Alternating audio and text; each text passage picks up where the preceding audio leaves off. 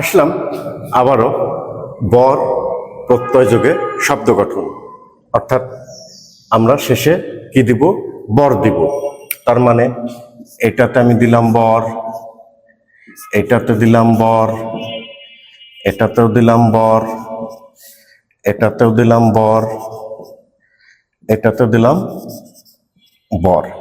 এখন পরবর্তী কাজ কি? এখান থেকে আমি কি করব? এই ব উঠায় ফেলবো। এই ব উঠাইলে কি থাকে?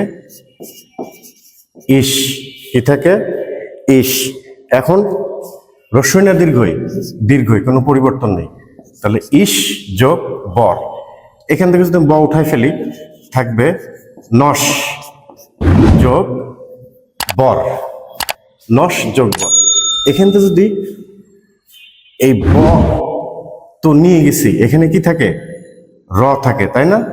র থাকে। তাহলে হচ্ছে এখানে আবার হচ্ছে বর। কি হচ্ছে? বর। আমরা জানি র থাকলে কি হয়? রিকার বসে। কি বসে? রিকার। তাহলে আমরা দিলাম ব্রি। তাহলে রয়ের জন্য রিকার, ব্রি যোগ বর। ভাষ্য ব এখান থেকে উঠাই দিলাম, থাকে ভাস।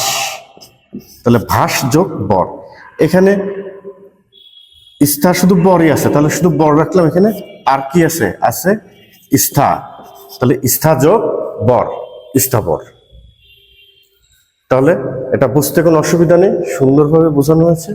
সবাই সুন্দরভাবে বুঝতে পেরেছো আশা করি। আল্লাহ হাফেজ।